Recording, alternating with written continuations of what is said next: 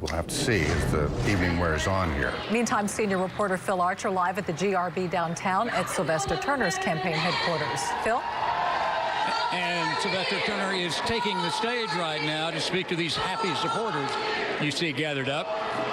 Got a little chant going. The mayor trying to make his way up to the dais. There he is.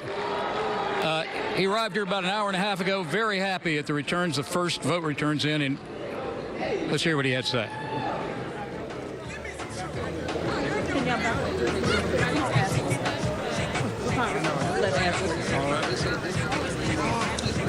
When he first arrived here, he beat.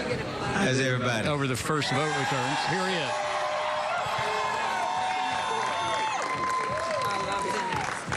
Look, let me just start off. I know you all have been waiting for quite some time, and we all know it's going to be a long evening.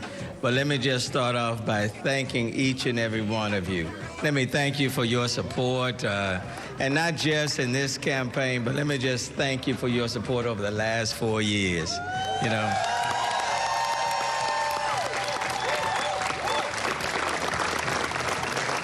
You know, this is an incredible city, and I certainly want to thank all of Houston for allowing me to be your mayor over the last 4 years.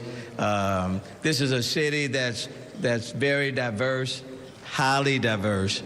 But every single day we work to be even more inclusive, where everyone is deserving of a seat at the table.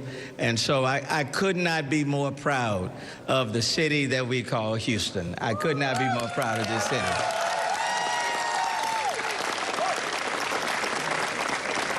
Let me start off by thanking everyone who voted during the early voting season, so to speak, in this campaign. Those numbers we do have in, and I will tell you those numbers are very, very, very encouraging.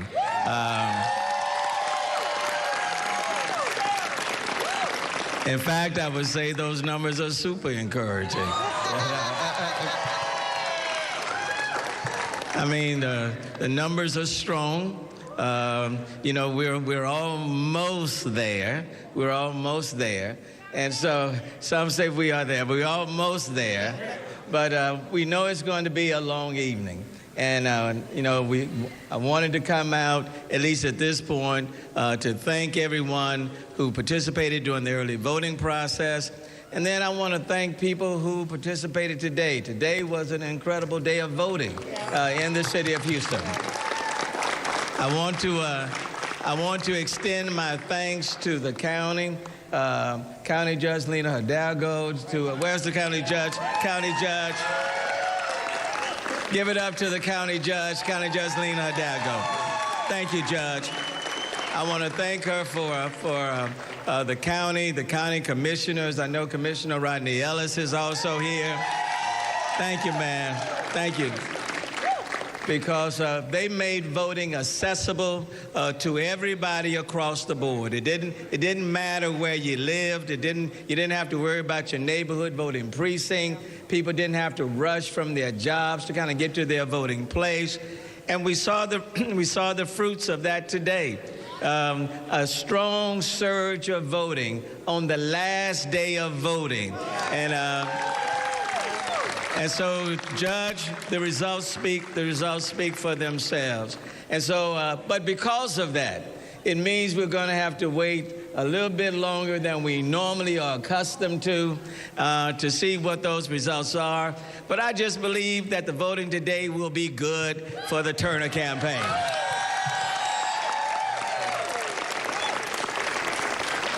Look, I want to thank, of course, my campaign organization and all of those who worked at the campaign, from the top all the way down to those who are out at the different polling places, knocking on doors, being out at the intersections, people who were making the phone calls, the people who were at the campaign offices, the people that got up early to be at the different polling places, handing out the push cards, you know, talking to the voters.